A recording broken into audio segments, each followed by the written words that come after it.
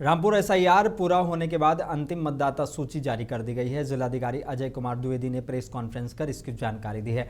उन्होंने बताया कि पहले जिले में 17,57,000 मतदाता थे, अब 3,21,000 नाम हटाए गए हैं और 1,16,000 नए मतदाता जोड़े गए हैं। इसके बाद कुल संख्या 15,41,000 रह गई है। प्रशासन के अनुसार ये प्रक्रिया पारदर्शी तरीके से की गई है और ताकि सूची शुद्ध और अद्यतन रहे। शुरू के एक हफ्ते तक प्रिपरेशन और ट्रेनिंग प्रिंटिंग का समय था। उसके बाद से 4 नवंबर से 26 दिसंबर तक इनोमिनेशन पीरियड चला, जिसमें सभी को अपना इनोमिनेशन फॉर्म जो है सबमिट करना था। वोटर्स की जो है मैपिंग होनी थी। इसके आधार पर 6 जनवरी को ड्राफ्ट वोटर्स लिस्ट पब्लिश हुई थी और उसके बाद अगले 2 महीने के लिए जो ड्राफ्ट वोटर लिस्ट है उसके आधार पर जो मतदाता हैं उनको अपनी दावा आपत्ति उसमें प्रस्तुत करने थे। ये दावा आपत्ति का समय 6 जनवरी से 27 मार्च तक था और इन दावा आपत्तियों की सभी की जो है सुनवाई कर ली गई है और उसके आधार पर आज 10 अप्रैल को फाइनल वोटर लिस्ट जो है पब्लिश की गई है। इसमें जब एसआईआर की प्रक्रिया 28 अक्टूबर को शुरू हुई थी, उस समय हमारे पास जो कुल मतदाता की संख्या थी वो लगभग 17,57,000 के करीब थी। इसके बाद जो डिलीशन की प्रक्रिया शुरू हुई उसमें लगभग 3,21,000 जो वोट हैं वो डिलीट हुए। इसके साथ ही नए सिरे से फॉर्म 6 के माध्यम से जो आवेदन किया गया तो नए जो वोट जुड़े हैं वो 1,16,000 जो है वोट जुड़े हैं। तो इस प्रकार से एज ऑन टुडे कुल मिला के हमारे पास 15,41,073 की संख्या में हमारे वोटर्स जनपद रामपुर में हैं।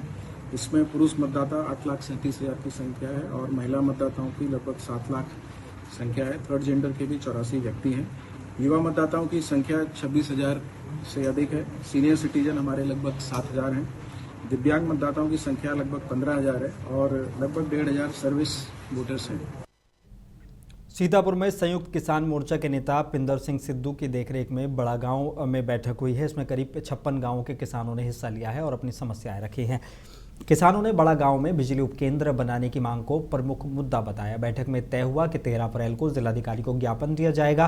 किसानों ने कहा कि पानी, सिंचाई और शिक्षा की समस्याएं बढ़ रही हैं, जिससे जनजीवन प्रभावित हो रहा है। साथियों, आज हम लोग मोहली विधानसभा के गांव बड़ा गांव मंदिर पे हैं। यहाँ हम लोगों ने मीटिंग की है। यहाँ जो जिम्मेदार लोग थे, पवन दीक्षित, उमेश अवस्थी, प्रधान जी, अनु सिंह जी, डब्लू सिंह जी, अमित मिश्रा जी, धीरेन्द्र सिंह जी, राकेश विनय और शंकर बख्श सिंह, सब लोग इन लोगों ने मिलकर सभी गाँव का एक मुद्दा है कि यहाँ पर पावर हाउस नहीं। कई बार सुर्खियों में आया 2-3 साल पहले के पावर हाउस मंजूर हो गया जी, ब्लॉक मंजूर हो गई, पर यहाँ अभी तो कोई कुछ नहीं हुआ। सब बातें हवा हवाई। 56 गांव ऐसे हैं जहां पर हफ्ता हफ्ता बिजली नहीं जाती और आती है तो 2 घंटे आती है फिर चली जाती है। लाइन टूट जाती है, कोई बनाने वाला नहीं आता। लंबी लंबी लाइनें पड़ी हुई है, खंबे भी नहीं है। पावर हाउस ना होने की वजह से किसान खेती नहीं कर पा रहे, किसानों के बच्चे पढ़ नहीं पा रहे और रोजमर्रा की जिंदगी जो है इनकी नहीं चल रही, बिजली ना होने के कारण। कुशीनगर के रामकोला थाना इलाके के मोरवन गांव में देर रात अज्ञात हमलावरों ने घर में सो रही मां बेटी पर तेजाब फेंक दिया। घटना के बाद इलाके में हड़कंप मच गया। दोनों को गंभीर हालत में अस्पताल ले जाया गया, जहां युवती की इलाज के दौरान मौत हो गई, जबकि मां का इलाज जारी है। पुलिस अधीक्षक केशव कुमार मिश्रा मौके पर पहुंचे और जांच में जुटे हुए हैं। हमलावरों की तलाश जारी है। थाना क्षेत्र रामकोला के मोरवन इमलिया गांव में अभिषेक यादव पुत्र प्रभुनाथ यादव के द्वारा एक तहरीर दिया गया है, जिसमें इनके द्वारा बताया गया है कि इनकी बहन रात्रि में 1:30 बजे के आसपास अपने घर में सो रही थी। उस समय किसी के द्वारा जो है ज्वलनशील पदार्थ फेंका गया और उसके पश्चात जो है इनको अस्पताल ले जाया गया, जहाँ पे मृत्यु हो गई है। तहरीर में इनके द्वारा 2 व्यक्ति पे जो है शक जाहिर किया गया है। इनका नाम अभिमन्यु यादव है और छोटू कुशवाहा है।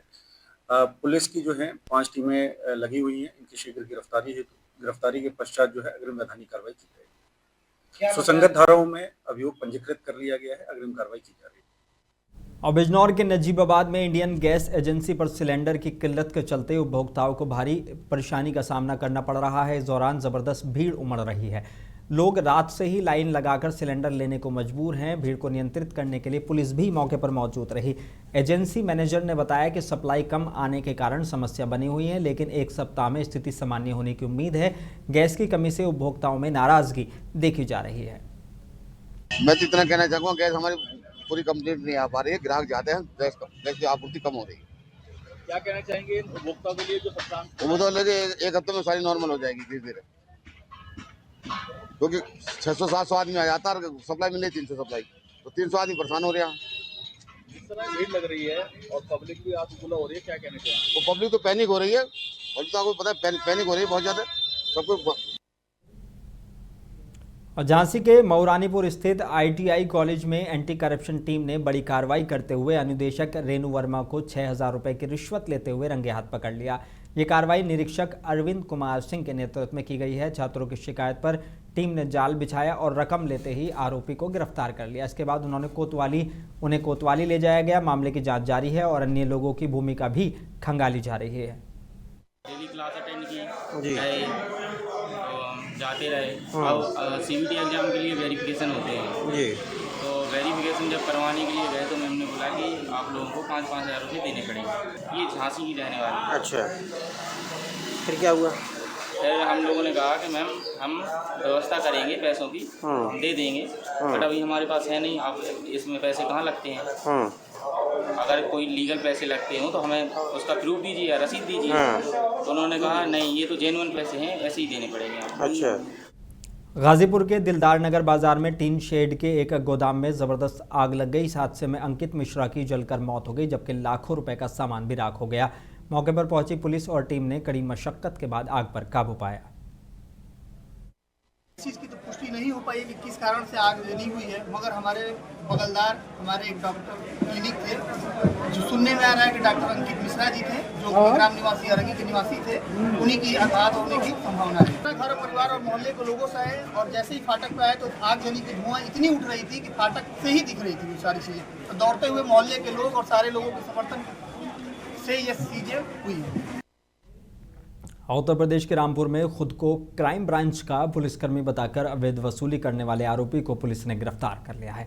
आरोपी पर झूठे मुकदमे में फंसाने का डर दिखाकर पैसे वसूलने का आरोप है। पुलिस अधीक्षक सोमेंद्र मीना ने बताया कि NDPS मामले में गिरफ्तार आरोपियों के परिजनों से 5,50,000 रुपये वसूले गए थे।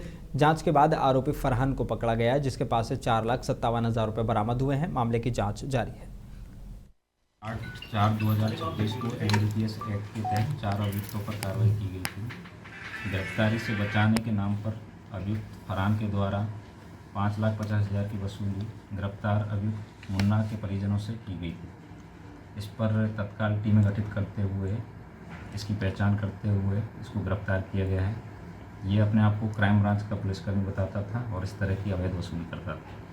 अभियुक्तों से 4,57,000 की बरामदगी की गई है। इनके खिलाफ 308(6) BNS का अभियोग पंजीकृत किया गया है। तो और क्या क्या बरामद हुआ है इनके पास? इसके बारे में डिटेल जानकारी की जा रही है कि इसने किस तरह के अन्य जगहों पर भी धोखाधड़ी और इस तरह से वसूली की है। जैसा इसका अभी तक की जानकारी में प्राप्त हुआ है कि और व्यक्तियों के साथ में भी इस तरह से इसने धोखाधड़ी की है। अपनी पत्नी के जरिए भी ये इस तरह की अवैध वसूली करवाता था, झूठे आरोप लगवाता था। वाराणसी से खबर है। उत्तर प्रदेश एनर्जी एक्सपो 2026 को लेकर जागरूकता कार्यक्रम आयोजित किया गया, जिसमें स्वच्छ ऊर्जा को बढ़ावा देने पर जोर दिया गया। अधिकारियों ने बताया कि PM सूर्य घर और PM कुसुम योजनाओं से सौर ऊर्जा को तेजी मिल रही है। मार्च में ही 3,000 से ज़्यादा सोलर पैनल लगाए गए हैं। सवाल ये क्या यूपी जल्द ही स्वच्छ ऊर्जा का बड़ा हब बन पाएगा? सर, क्या कार्यक्रम रहा आज सर जो PM सूर्यघर मुफ्त बिजली योजना जो हमारे इस समय को देखते हुए इसके पहले भी भारत सरकार द्वारा ये बहुत ही महत्वपूर्ण योजना है देश के लिए। जैसा कि आप देख रहे हैं, एनर्जी क्राइसिस, बिजली की क्राइसिस, इलेक्ट्रिसिटी की बचत के लिए हम इसको एक अभियान घर घर सोलर के रूप में यहाँ अक्टूबर 23 से शुरू किया था। इसकी सफलता और इसकी बिजली की बचत को देखते हुए, लाभार्थियों की लाभ को देखते हुए भारत सरकार ने, हमारे माननीय प्रधानमंत्री जी ने PM सूर्यघर योजना का फरवरी 24 से यहाँ लॉन्च किया। और PM सूर्यघर के जो सफलताएं हैं और उनके जो लाभ हैं उसको यदि मैं आपको विस्तार से बताना चाहें तो पूरा दिन पूरी रात कम हो जाएगी। हम जो जैसे कि हरित क्रांति लाए, खेतों में हर फसल को उपयोग करके, ऐसे ही में हर घर की छत पे जो छत हमारी बेकार पड़ी है, जिस छत का कोई उपयोग नहीं है, उस छत का उपयोग करके हम बिजली पैदा कर रहे हैं। लखीमपुर खीरी से बड़ी खबर सामने आई है। रंगीला नगर में पुलिस ने जुए के बड़े अड्डे का भंडाफोड़ कर 6 आरोपियों को गिरफ्तार करने में कामयाबी हासिल की है। मौके से करीब 5 लाख रुपए नकद, अवैध असलहे और वाहन बरामद हुए हैं। पूछताछ में नेपाल तक फैले हुए नेटवर्क का खुलासा हुआ है। पुलिस अब पूरे गिरोह को हथियार सप्लाई चेन की जांच में जुटी हुई है। कल दिनांक 9/4/2026 को थाना कोतवाली सदर की फोर्स के द्वारा एक जुए के गैंग को पकड़ा गया है, जिसमें टोटल 6 एक्यूज्ड को अरेस्ट किया गया था, जिसमें उनके नाम है मोहन मिश्रा, सुनील दीक्षित, प्रेम किशोर, पप्पू, फैजान और अरुण कुमार वर्मा। इनके पास से टोटल 4,91,000 रिकवर हुआ है, जो कि 4,15,000 फड़ से एवं 76,000 रुपये इनके जमा तलाशी से। इन्हीं के पास से 4 तमंचे और 2 पिस्टल और 5 जिंदा कारतूस .315 बोर और 4 कारतूस .32 बोर के रिकवर हुए हैं। इन्हीं के पास से 52 ताश के पत्ते, ग्रैंड विटारा व्हीकल और एक स्प्लेंडर व्हीकल भी रिकवर हुआ है। इस संबंध में कि इनके पास से इतने इलीगल वेपन्स कहां से आए हैं, उस संबंध में भी पूछताछ की गई है और जो नाम आ रहे हैं उनकी बैक ट्रैकिंग करके उनको भी शीघ्र गिरफ्तार कर और आगे की कार्रवाई की जाएगी।